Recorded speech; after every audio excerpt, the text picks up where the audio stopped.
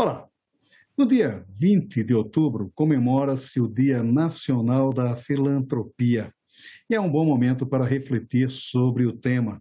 Sabe-se que a cada R$ 1 aplicado no segmento pelo Estado, cerca de R$ 7,39 são recuperados com contrapartida.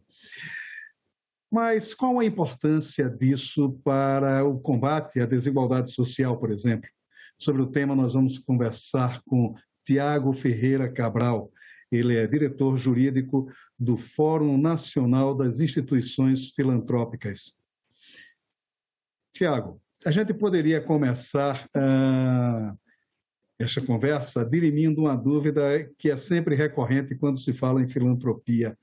Qual a diferença entre filantropia e caridade? Que o filantropia é um tema, é uma palavra que se refere ao amor à humanidade. Essa é a retribuição, tá? Então, a caridade é um instinto humano, é um instinto de cada uma das pessoas de fazer algo pontual, algo simples, quer dizer, então você tem uma reação a uma desigualdade, né? A filantropia, ela remete a uma questão de maior estabilidade, maior prazo, continuidade para você resolver algum tipo de mazela social. Então, quando você fala em filantropia, que ele acaba sendo um termo técnico, quase que jurídico, apesar da lei não falar no termo filantropia, né? Fala em beneficência, você remete sempre a uma tecnicidade, é basicamente isso. A gente está muito, íntimo, digamos, da filantropia, a partir, sobretudo, das grandes instituições como as Santa Casas de Misericórdia, por exemplo, que foram fundamentais, continuam sendo fundamental para o tratamento da população menos favorecida. Quer dizer, como é que se dá o mecanismo da filantropia, tendo como exemplo mesmo as Santa Casas de Misericórdia? Na verdade, são 3 conceitos, né, jurídicos: filantropia, imunidade e isenção em impostos, tá bom? Então eu vou começar do fim para o começo. Isenção, ele decorre de uma lei específica de um dos 3 poderes dos entes da União, município, Estado e União, que fala o seguinte: olha, você tem a isenção a esse determinado tributo se cumprir determinada situação. Um exemplo aqui, claro, que a gente tem é a questão de isenção do IPVA para as pessoas portadoras de deficiência, ok? Então, é uma lei simples. A imunidade, ela vem da Constituição Federal. Tem um artigo 150 que fala que o Estado é impedido de tributar determinadas instituições que cumprirem determinadas regras que a Constituição impõe, ok? E aí, o que vem a ser filantropia? Filantropia, então, é uma parte que está em outro livro da Constituição Federal, que está na área da previdência social, onde você deixa de recolher aos cofres da previdência social aquela verba que seria destinada, que seria obrigatória, como se fosse uma entidade, uma sociedade comercial, etc., comum. Tá? Então, o Estado é impedido de lhe cobrar esta verba desde que você traga contrapartidas à sociedade. Então, o que acontece? Na imunidade a impostos, você não tem que dar contrapartida nenhuma, nada. É simplesmente cumprir requisitos constitucionais. Já na filantropia, você tem que retribuir para a sociedade, e você tem que dar nas 3 áreas filantrópicas que são consideradas aqui no Brasil, que é saúde, educação e assistência social. Você retribui a eles, ao Estado, aquilo que você deixa de recolher, num regramento muito específico, né? Quer dizer, é isso que dá esse resultado até muito favorável, né? A cada R$ 1 de isenção de imposto equivale a mais de R$ 7 de contrapartida, né? Como é que se dá essa contrapartida? Na verdade, a gente tem dois aspectos para analisar neste dado seu, que é um dado elaborado para pesquisa das contrapartidas das imunidades feitas pelo Fórum Nacional das Instituições Filantrópicas, né? Você tem o direto, que é o tangível, e o indireto e intangível. Vamos parar para pensar. Então, você falou simplesmente em dinheiro. R$1, R$7, ok? A gente fala em vezes. Para cada real, eu retorno ao Estado 7 vezes aquilo que eu deixo pagar. Entende? Na média dos 3 setores. Na assistência social, nós retornamos 12 vezes. 12 vezes. Em que você tem uma análise feita pela pesquisa nossa, que é uma pesquisa extremamente profunda, acadêmica e auditada, que demonstra com claridade, por exemplo, a repercussão que você tem quando você dá uma bolsa de estudo filantrópica para um aluno. Você muda a vida do aluno, da família e do entorno dele. Vamos mais além. A repercussão que você tem quando você tem um atendimento de alta complexidade na área da saúde, onde o Estado às vezes não consegue, em hospitais filantrópicos de ponta, né? A repercussão que você tem para aquele cidadão, para a família dele e para o entorno onde ele vive, porque uma pessoa com boa saúde é uma pessoa que gera receitas para o Estado. Então é isso que é a parte da intangibilidade que foi medida pelo FONIF. Então, no meu ponto de vista, eu acho que é de qualquer pessoa, é um dos melhores negócios do mundo, você aplicar R$1 e ter 7 vezes de retorno imediato. Isso é uma aplicação financeira, vamos chamar assim, estou colocando entre aspas, né? De uma repercussão incrível social. E é extremamente moderno no mundo, né? Agora, a área da filantropia ela foi confundida há um certo tempo com essa questão do que analogicamente se convencionou chamar de pilantropia, né? Quer dizer, um termo meio que degradando a ação da filantropia. Quer dizer, por que se chegou a isso? O que levou a esse combate tão, de certa forma, cruel com a filantropia? É muito difícil para a gente até pontualizar, né, exatamente o porquê do termo que apareceu, até que eu me limito a não reproduzi-lo, porque eu não acredito nisso. Existem alguns setores da economia que são fiscalizados. Eu posso lhe dizer com toda certeza que o setor filantrópico é dos mais fiscalizados. Ele é fiscalizado pela Receita Federal, ele é fiscalizado pelos próprios ministérios setoriais, Saúde, Educação e Assistência Social. E você tem uma série de regramentos extremamente complexos, profundos, entende? Agora, contudo, existem algumas malversações, mas é assim, e o bom não pode pagar pelo ruim. É muito simples. E existem alguns erros de interpretação. Por exemplo, existem algumas decisões assim, falava-se assim que lá no Pará, por exemplo, as pessoas eram donas de barco e, portanto, elas teriam posses. Poxa vida, o transporte no Pará é fluvial. Ele é feito por barcos, então você ter um barco não é nada demais, entende? Mas essas interpretações distorcidas que acabaram estigmatizando o setor. Mas a gente sabe que atualmente, hoje, e o Fórum representa isso, são quase 11 mil instituições absolutamente muito sérias, mas muito sérias mesmo, que dão realmente a contrapartida do que a lei exige. E mais, instituições assim, seculares, elas dão muito mais do que a lei exige. Apesar da lei, elas fazem. Por que elas fazem isso? Por duas questões, missão e carisma. Elas foram constituídas para isso, né? Existe alguma das instituições aí que tem um lema muito interessante. Ela fala assim que o trabalho dela começa onde o asfalto termina. Olha que coisa bonita. Tem lugares, por exemplo, o Alto Xingu. O Alto Xingu a gente precisa ver no mapa onde é que é. O governo não sabe aonde fica.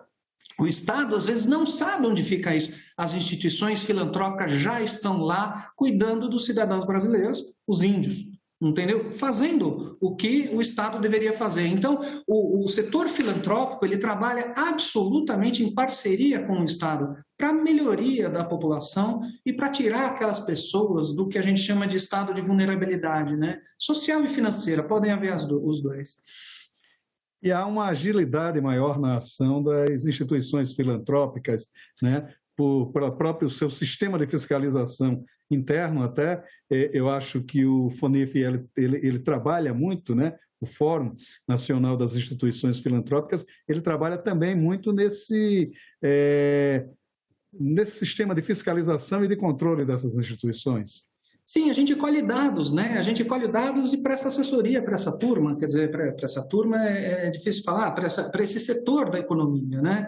Que é um setor extremamente empregador, emprega milhões de pessoas. Na sua grande maioria, as direções dessas instituições são voluntárias, veja, voluntárias, até existem determinadas restrições legais para você fazer o recebimento. Então, quando você coloca aquele outro termo que você mencionou, é muito difícil você acabar colocando todas elas no mesmo patamar, né? O que a gente pode dizer que a maioria delas, se não a totalidade das instituições filantrópicas representadas pelo FUNIF são extremamente sérias e, por terem uma governança corporativa estruturada, ela se torna, tende a ser mais ágil.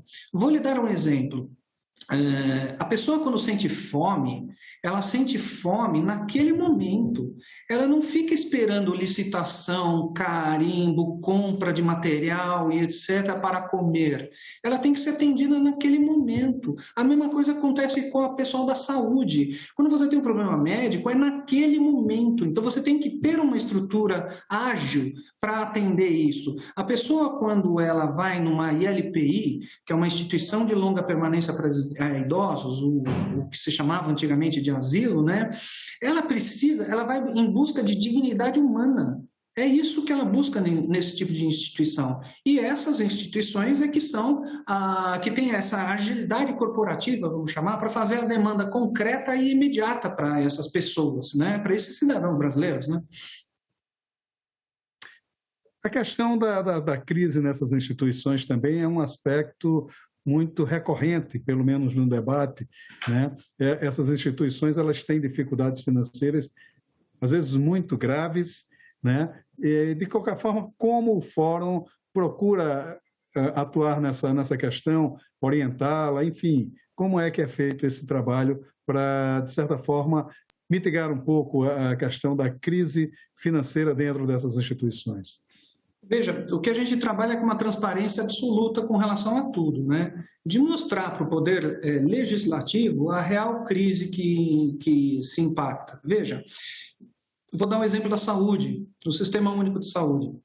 Existe uma obrigatoriedade para uma instituição ser filantrópica na saúde, dela ceder 60% dos leitos dela, 60%, é mais da metade dos leitos dela, para o SUS, que é um sistema único no mundo, quer dizer, e funcional, e absolutamente é um orgulho nacional, né, o SUS. Então, o que acontece? Só que as tabelas e esses serviços são retribuídos. Pensa da seguinte maneira, quando uma pessoa coloca o pé em um pronto-socorro, ela já está gerando despesa, e essa despesa é paga imediatamente. Acontece que as tabelas do SUS não são reajustadas há quase 19 anos. Daí que vem a crise. E o Fórum trabalha no sentido de você montar uma política de Estado concreta para tirar essas instituições deste momento. Entende? As crises das Santas Casas, que provavelmente é a que você se refere, que são as mais notórias, porque a gente enxerga, a gente vê e é manchete de jornal, quer dizer, a Santa Casa fechou, a Santa Casa isso, Santa Casa... Agora, os preços, os valores praticados pelo SUS são absolutamente fora de qualquer realidade concreta, né? E na saúde a gente tem uma peculiaridade que é muito interessante, né? A saúde custa caro. E aí, por que ela custa caro? Ela custa caro, e eu tive que aprender isso com um médico, porque a modernização dela não exclui custo. Funciona da seguinte maneira, se você cair na rua e quebrar um braço, você vai tirar uma chapa. Ah, a chapa não ficou boa. Você vai fazer uma ressonância magnética. Você não eliminou a chapa, né? Então, isso agrega custos. E essa tecnologia toda, né? Então, a crise é muito complicada e, principalmente, na área da assistência social, também eu faço esse destaque, ela vive muito de conveniamento público, abrigamento, os abrigos noturnos, o centro de convivências e fortalecimento de vínculos, etc. Em épocas de pandemia, por exemplo, o que aconteceu? Com o distanciamento social, imagina, o próprio nome diz, né? Centro de convivência e fortalecimento de vínculos, eu não podia ter que são trabalhos espetaculares feitos no campo da assistência social no contraturno escolar. Então, imagina, você tira uma criança, a criança estuda num determinado período, já gerou um problema social essa questão da pandemia, lógico, porque elas ficaram em casa e às vezes sem conectividade. As instituições filantrópicas trabalharam para tentar minimizar esse impacto. E no contraturno escolar, elas faziam cursos ou, eventualmente, socialização com aprendizado, curso de balé, tecnologia, música, musicologia, e daí vai, né? Então, o que aconteceu? Neste período grande, o impacto nessas instituições foi grande, porque a maior parte dos recursos, a grande parte de recursos dela, quando as instituições não têm o que a gente chama de atividade meio, que financie com dinheiro próprio as suas atividades, elas serviram do Estado. Aí o Estado para, aí você tem uma reação em cadeia. Né? Agora, o fórum, ele está uma discussão muito presente no fórum hoje, as perspectivas de futuro, os anúncios para que haja uma consolidação maior, não só das atividades, mas da sustentabilidade dessas instituições filantrópicas. Qual é esse debate que está sendo feito no âmbito do Fórum Nacional das Instituições Filantrópicas? Esse debate ele nasce no Supremo Tribunal Federal, importante dizer isso. Nós tínhamos lá uma ação declaratória de inconstitucionalidade que foi julgada em 2017. Tá? Basicamente, ela falou o seguinte: para regulamentar o setor filantrópico, que é aquela questão da previdência social que eu lhe falei, né? Você não podia ter uma lei ordinária, você tem que ter uma lei complementar que defina quais seriam as contrapartidas, ok? Então, neste momento, nós estamos vivendo a construção de uma legislação de Estado, ok? Para o Estado, não de governo, para o Estado. É uma lei complementar, ou seja, na hierarquia das leis, você tem a Constituição e logo abaixo vem a lei complementar, depois as leis ordinárias. Isso por conta do Supremo Tribunal, que falou: para regulamentar a filantropia, o debate ele nasce, ou quer dizer, a regulamentação ela nasce da lei complementar. Então, neste momento, nós estamos trabalhando, o Fórum tem trabalhado junto com outras instituições representativas, e eu posso citar a Associação Nacional das Escolas Católicas, a BIE, a Associação Brasileira das Igrejas Evangélicas, a própria CNBB, a CMB, que é dos médicos. Nós estamos trabalhando nesse momento justamente para a construção de uma legislação que seja perene e eficaz para ajustar esse tipo de questão. 60% do SUS. Está aprovado hoje, foi mencionada aqui a questão da crise, que 60% de leitos ao SUS estrangulou as Santas Casas, né? Então, essas questões têm que ser revistas, junto em parceria com o governo, sempre assim, tá? Todas as entidades filantrópicas, elas permanecerão dando a contrapartida. Tá? Permanecerão porque isso está na vocação delas, na missão e no carisma ao qual elas foram fundadas e foram criadas, né? A questão é regulamentar isso, e regulamentar isso para que você tenha uma sustentabilidade. Mesmo assim, eu consigo hoje, na situação que está, retribuir 7 vezes aquilo que eu deixo de pagar. Isso que é bastante interessante. E por que acontece isso? Vou repetir: por conta de missão e carisma das instituições. Eu vou dar um exemplo concreto. PUC, qualquer PUC do Brasil, na sua grande maioria são filantrópicas.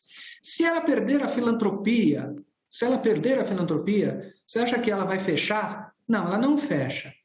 Quem é que vai sair perdendo? São as 600 mil bolsas filantrópicas que são dadas. Aí o Estado vai ter que conseguir 600 mil bolsas com a qualidade que a PUC tem no Brasil inteiro, na rede pública dele, entendeu? E é bem por aí. Então, quando a gente vê o horizonte, eu vejo com otimismo, porque o Estado reconhece a importância das entidades filantrópicas, e isso é numericamente aferível, tá? Você pode pensar assim que 60% dos abrigamentos de idosos das ILPIs são por instituições filantrópicas. O Estado não tem como acolher uma população que está envelhecendo. Esses dados são concretos, né? É bem por aí. Sim, o Gilberto Freire já alertava isso em 1975, quando ele chegou na Câmara dos Deputados e disse que o Brasil já é um país de velhos e é preciso atentar para os velhos, né? E a filantropia, de certa forma, já vinha falando sobre isso, né? Agora, um dado interessante é a instituição do Dia Nacional da Filantropia. É uma data que anualmente sempre reacende, de certa forma, o debate e a atenção para as instituições filantrópicas, né? De que forma o Fórum está atuando? Esse foi um trabalho também bonito aí de incidência que o FUNIF fez, né? O FUNIF ele trouxe a luz clara do sol, quem somos nós? Quem somos? Quem são as instituições filantrópicas? É provável que a grande maioria da população brasileira foi atendida ou recebeu algum tipo de serviço de uma instituição filantrópica e nunca soube disso.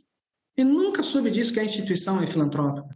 É muito provável. Nós temos alguns estudos que assim demonstram, né? Então, a gente, há 3, 4 anos atrás, nós fizemos uma pesquisa no mundo inteiro e o Brasil era um dos países onde você tem um índice de solidariedade impressionante, porque a índole do brasileiro ela é solidária, né? O brasileiro ele é solidário por natureza. Veja nessas grandes catástrofes como se mobiliza a população, né? A Igreja Católica, a Companhia de Jesus, especialmente, tratando os venezuelanos que têm entrado lá na fronteira, quer dizer, quem é que cuida disso? O Estado não teve agilidade para chegar lá, eles chegaram primeiro, né? As instituições evangélicas nessa toada. Então, a gente instituiu, nós tivemos aí um apoio do Legislativo bastante importante, onde a gente mostrou lá que nós não tínhamos o Dia Nacional da Filantropia, uns poucos países no mundo, o país mais solidário, né, que não tinha o tal do dia, né, um dia específico para trazer à lume esse debate, né? E foi assim que foi criado o Dia Nacional da Filantropia, dia 20 de outubro, que agora é próximo. Né? Agora, reativar esse debate, você alerta para uma questão interessante. As pessoas que já foram atendidas por questões filantrópicas e que não sabiam disso, né? O maior exemplo disso é dentro das Santas Casas, mas nos abrigos, nos acolhimentos de idosos, na própria forma indireta das pessoas que foram beneficiadas com bolsa de estudos dessas instituições e que acha que essas é apenas um desprendimento da própria instituição e não alerta para esse fator da filantropia, né? Como, de certa forma, divulgar melhor essa ação? A gente tem feito algumas divulgações muito interessantes. A mais eficaz, eu vou lhe dizer, que até é curiosa, nós fizemos uma parceria com o Instituto Maurício de Souza, onde ele fez um gibi da Mônica e Cebolinha mostrando, e até criou um personagem, o seu Maurício, ele é um homem impressionante, ele criou um personagem para nós, que era o Filantropino, né? E mostrando o que era, como é, de uma maneira extremamente lúdica e didática, o que é a filantropia. Por quê?